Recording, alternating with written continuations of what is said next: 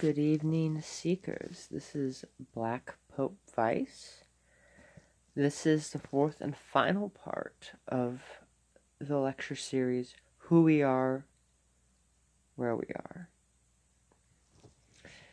Now, this lecture in essence is about, well, what do you do? What are you going to do with this knowledge, eh? So, I'm going to kind of demonstrate that, because I'm a guru. So, right now, I have these crystals, merlinite pieces that I just tumbled, and rather than just put some cannabis on them, I'm just going to hold them for a while, and, it'll be transmuting in a way that'll look more aesthetically pleasing before I really try to push the envelope with transmuting it with CBD butter. I'm not sure exactly what exactly is the mechanism for that happening, but some crystals it doesn't react very well. Other crystals, apatite is the best. Merlinite is really good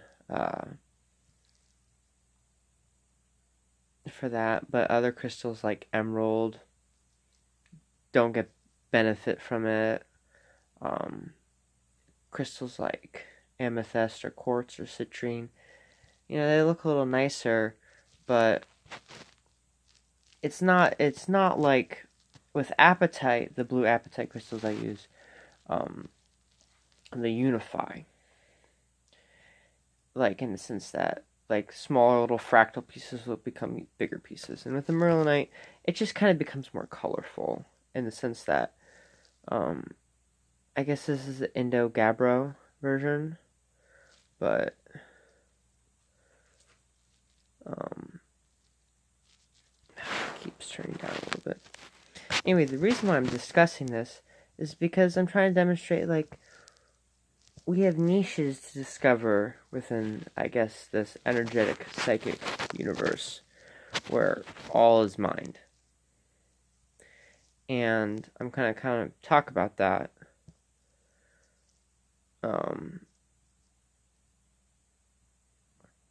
In the sense that, how do I want to put this?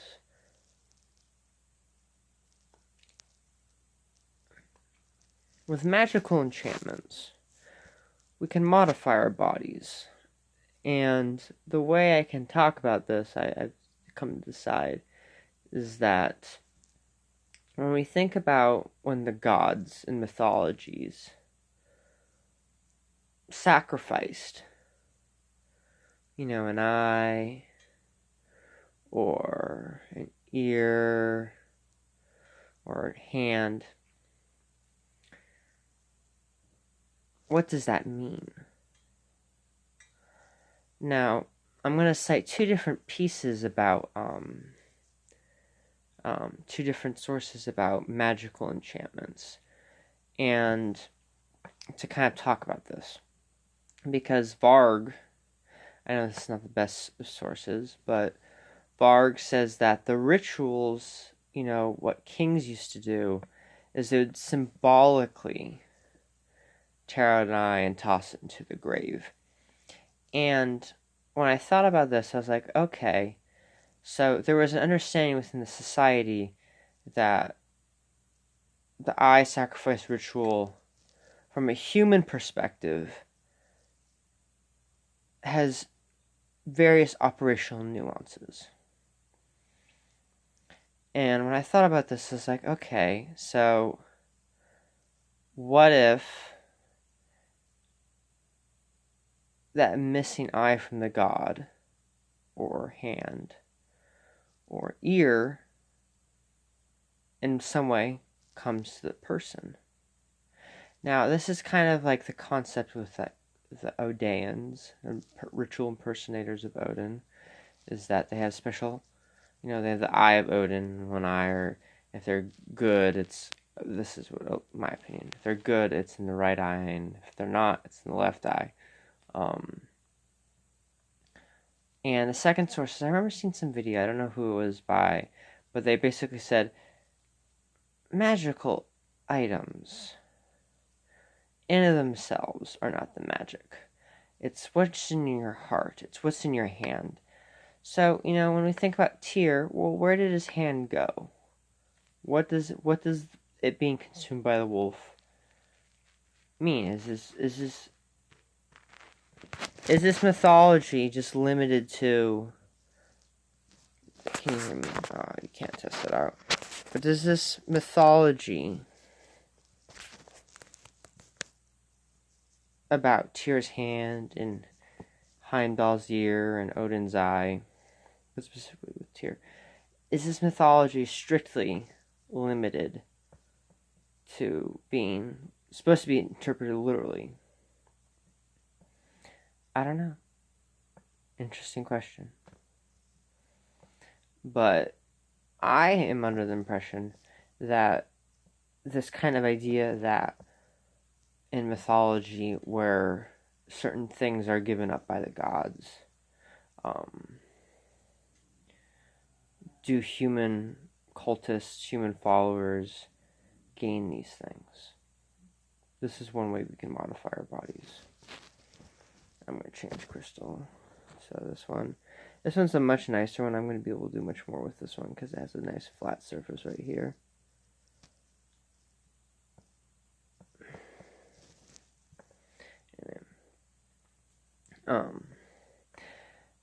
I have a bunch of Merlinite pieces and I have to come up with certain empowerment enchantments and defensive stuff right now. But one of the things that kind of inspired me to eventually make this lecture is kind of like, how do we go about experience? And I want to say relatively recently, I'm over video games. I feel at this point, I feel like they've served a point in my life to help me, pass time in ways, substitute as an education for because school is shit, and you can read books. But I mean, how do you train your mind, like strategy and kind of getting interest about history and things like that without that kind of stuff? And the more I get into magic, the more I'm like, oh yeah, I can do really cool things. And it's kind of important to make sure you never ever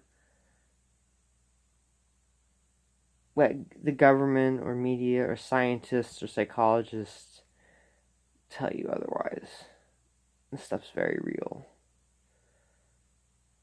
Like, they're gonna try to make fun of us and ridicule us for believing demons are real and they can possess people.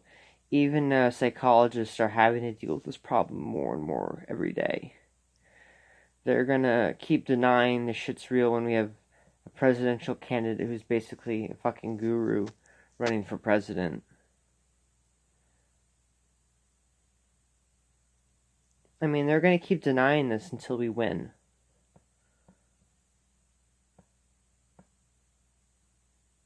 And honestly, they are such pieces of shit, they're gonna try to kill us. But they're not that powerful. They really aren't. I really begin to question how real some of this supposed super advanced technology they really have. It just kind of seems like a bunch of bullshit. Like, oh yeah, they have super advanced technology when the ancients were just doing it with stone. Like the Cuban ambassadors, I mean, maybe the cathedrals were super ancient technology things, but just think about that for a moment. Why does the government have to rely on super high-tech stuff when the ancients were fucking doing sonic technology with basically these cathedral things? Is the government really experiencing direct energy or psychic energy or whatever kind of energy waves that's retarding their government employees? Or are they just like fucking getting vaccine injuries because of experimental vaccine technology?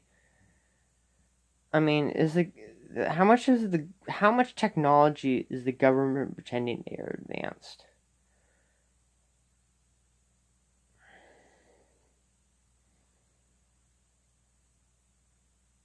I think it's a legitimate question at this point.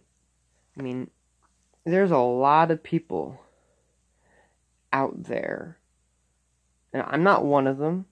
I'm not one of them. Who do not believe in nuclear technology being real at all. I believe in nuclear technology because of my alchemic transmutation experimentations. I've been concerned about Fukushima for a very long time, and one of the first things when I figured out transmutation was real, is like, oh shit, I can do something about Fukushima. And I was like, okay, well, let's use the radiation to basically create other energies that we can influence the environment to empower our people. That's, as far as I'm concerned, successful. That is working. So I'm like, okay, so I was using the radiation to accomplish this. Radiation must be real. But, I understand where people are coming from. Like, in the sense that I've seen the footage of, like, nuclear bombs going off, and it's just like, yeah, I understand why they fake the recording of the bomb going off. Like, doesn't that shit destroy, like, footage and, like, blow up cameras and stuff? Like, how is this footage surviving?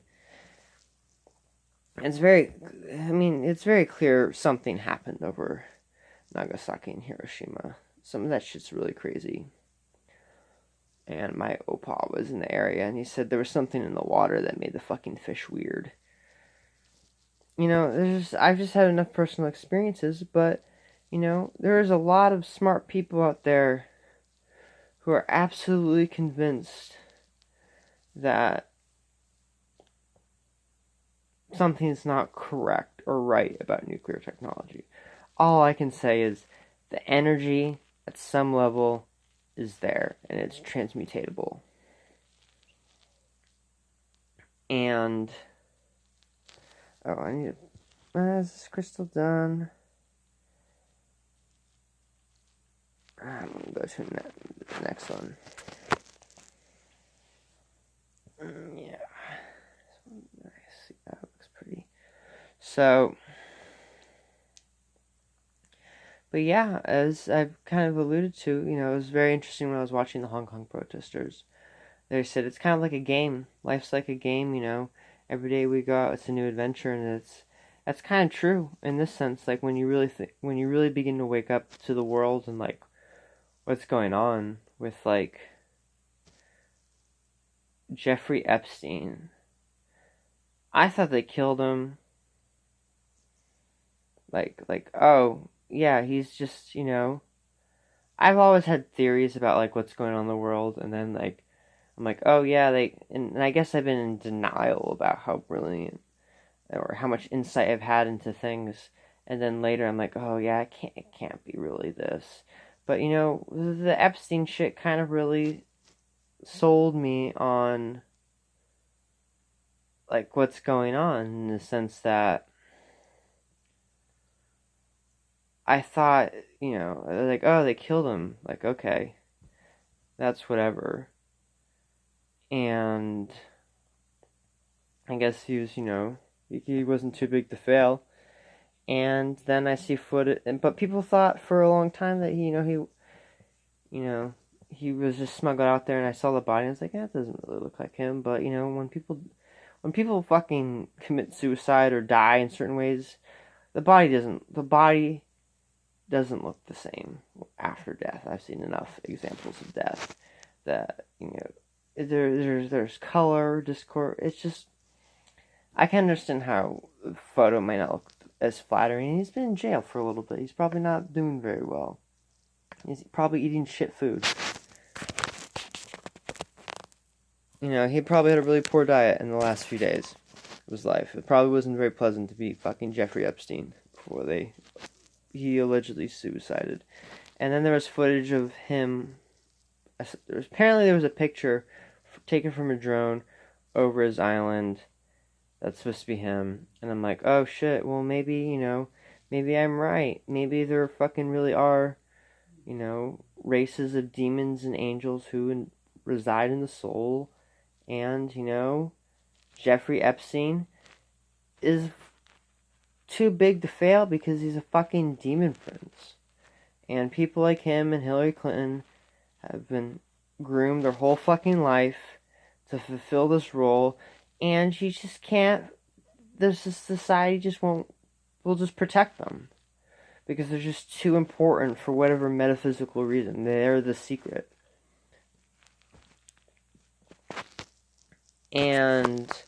But you know, there's a lot of people on our side who are also the secret. So, like, don't be intimidated by these fucking people who have to empower themselves by fucking feasting on babies. Like, fucking fags. What a bunch of faggotry. Can't wait till we put these people fucking in an inquisitional inquiry. Like, they're gonna get it. And it's gonna be fucking horrible. We're gonna document this shit and, you know, we'll torture people if we have to get to the fucking names. Like, who gives a shit? It's all gonna be laid out in the record books. It'll be fun. I guess, I mean, that's what it means by revelations. I mean, the revealing. I mean, what else is it gonna be?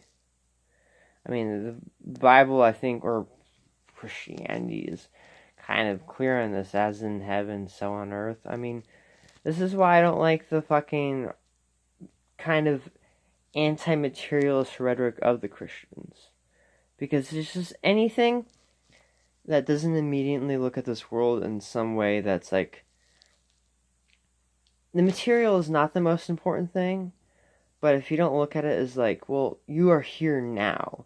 If you don't take this seriously in whatever method, whatever that means, you're being heretical. Like, don't get caught up in illusion, but that doesn't mean you can't do work.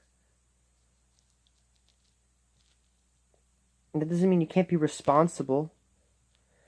For fuck's sake. Jeez.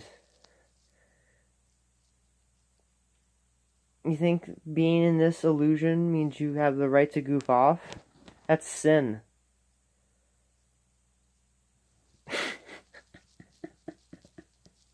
On a lighter subject. More fun, not a lighter subject. More fun subject is that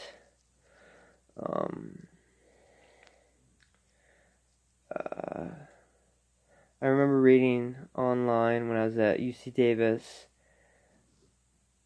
learning necromancy, going to the cemetery like every day, goofing off at school. At a certain point, I was just like, I can't do this anymore.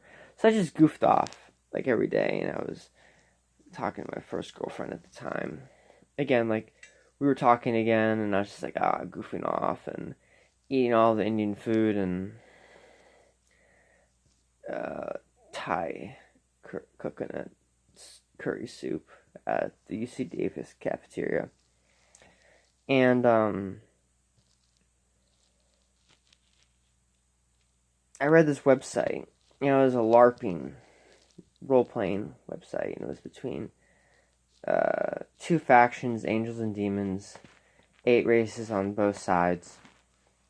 And the angels were unified in like a political body, but they had political problems. Like, the Justice Angels were not really... They caused internal problems for various reasons. And, I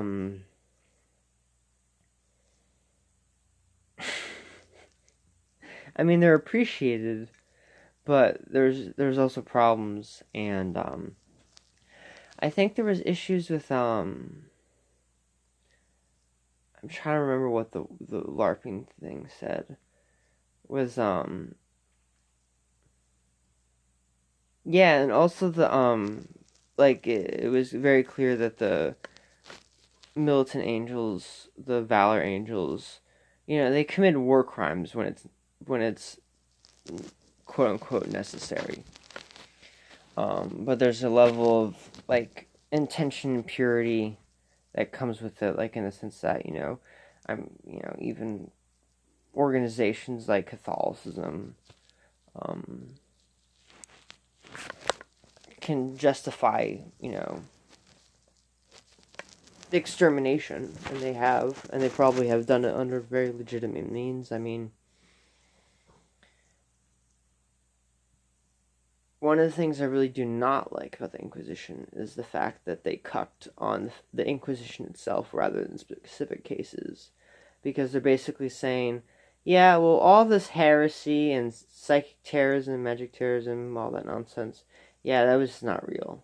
With all this talk about hell and the consequences of demons, yeah, it's just fake. When it's not. And basically, when the Catholic Church went against that, they're basically saying, "Oh, we're just a bunch of fucking fakes," and that's not okay. This one's coming along nicely, but yeah, let me get to the subdivisions. So I have to remember all 8 of them. Let's start with the females. It was life, hope, and love were the 3 of the 5 races, but they were led by females. And for the males, it was purity, justice, light, wisdom, and valor. And demonic races, I will list them, even though I don't really want to give them shit. So, the races that are not inherently dangerous are chaos, death, and void, while the races of deception, terror, hatred,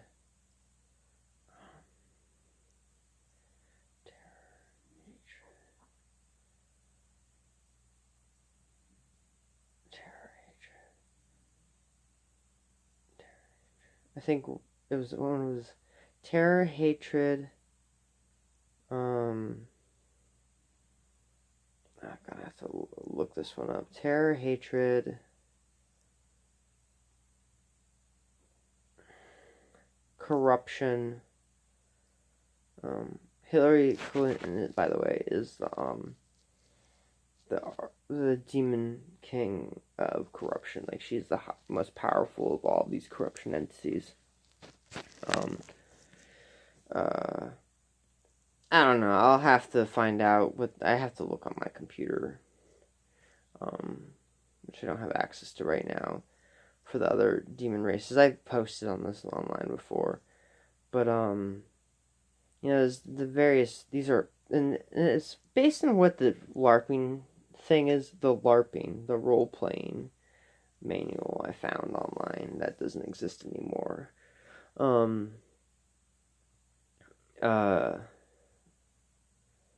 The reason why I mentioned the first 3 races, the chaos, the death, and the void, is that their alliances are they're fickle, particularly in the sense that how they work or oriented at particular times, it changes. But more specifically, that particularly with the void and the death, they can race mix with the angels, and it produces, I guess, quote, it's more likely to produce moralistically inclined entities. Like, they're not really demons. I wouldn't call them true angels because they're race mixed, but they're not evil. It's a natural inclination. Not to say that there isn't examples of them where they are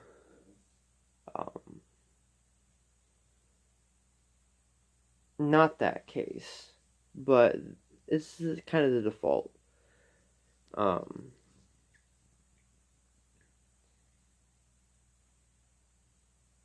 This is described soul quality, and there's different intensities of that energy.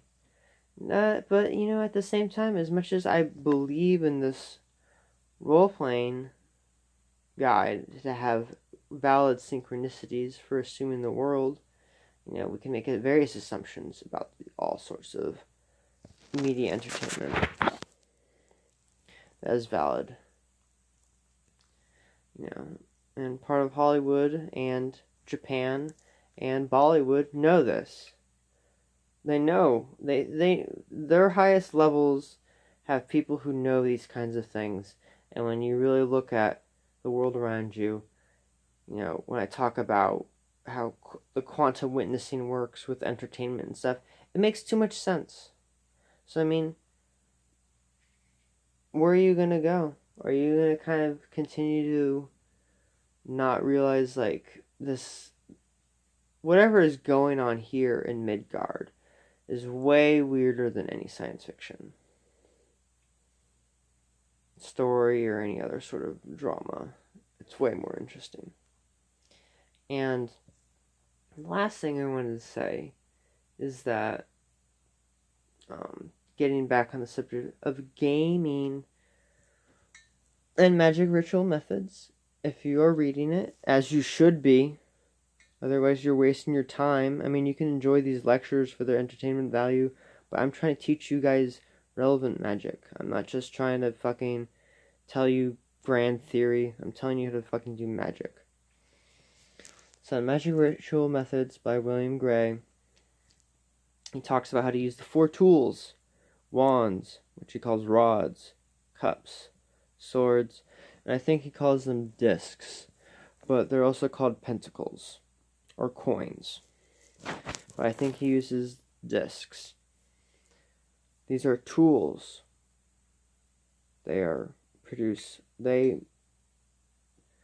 giving the energy from your heart or your hand or your eye or your electrical field, you're putting it in a specific thing that has a specific radiation emitting form.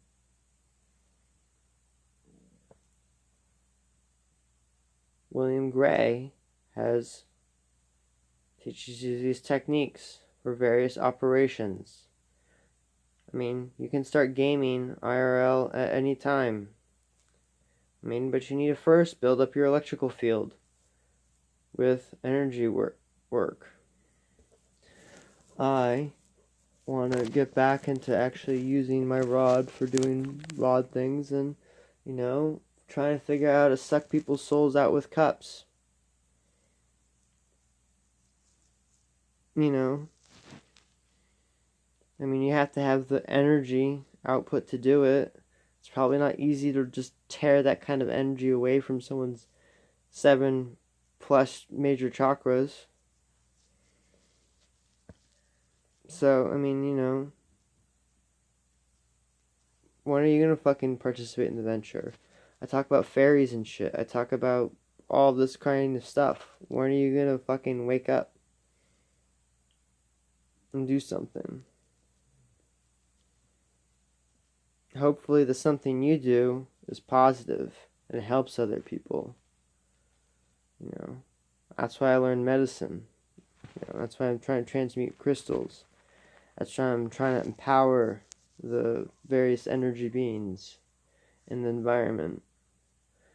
Because sometimes when we humans die, these energies are not properly satisfied and they must continue on. And part of the reason why this happens is when we live in an unjust society, we don't have a Book of the Dead to deal with karma and all these energies that simply do not disappear just because a human dies. There is no, it changes the state of matter or energy. It doesn't disappear. So where does it go? Well, that's what reincarnation is. It's the recycling and use of these energies. As far as I know, no one really argues for like the soul from life to life is like the same, truly the same thing. No, because me now is a different me than when I first started this film, or when I first started thinking about this film. And it's definitely the person who's going to be me now, from a month from now, is way different from this now. Same thing with the soul.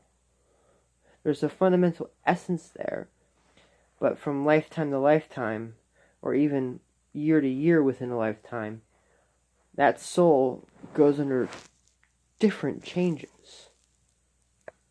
That has this little, basic character sheet. But, from lifetime to lifetime through ancestors, epigenetics happens. That's reincarnation related data that has nothing to do with the soul, but it just continues on. And our society doesn't address this. And this is a big problem. And honestly, this is the reason why we can't continue to tolerate our society anymore. Because it is ultimately leading us into, damnation. It is polluting our spiritual environment in a way that's obvious to anyone who could see the writing on the wall.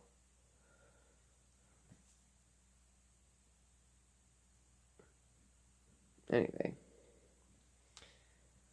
in essence, yeah, you can continue to play video games and kind of level up being a wizard, or level up being an archer, or level up being a horseman, or a healer, or whatever. Instead of doing that here now, you can just sit on your butt and fucking watch TV, do that stuff. I mean, if you're trying to learn strategy, there's definitely no other better system for video games, but there's so much more. So, I'm trying to remember if there's anything else, but, yeah, and if you don't, one thing I don't necessarily remember talking about is, they'll try to ridicule us for believing that our prayers, our collective desire for, the Hurricane Dorian not to fucking fuck up the Florida coast was stopped. I don't believe the fucking government has the technological power to control the weather like that. Why would they be using technology like that when perhaps wizards are easier? Perhaps they can't really use either. Maybe their wizards are weak. Maybe their technology is just kind of fake. And it's just pretend. I really question what's really going on and how powerful they are. I don't believe they're powerful, and I don't think we're weak. And I think they know that all too well. And I think a lot of people know things. The question is, will you wake up and take responsibility? Anyway, that's it. Seekers, I love you. That's it. I'm going to upload it.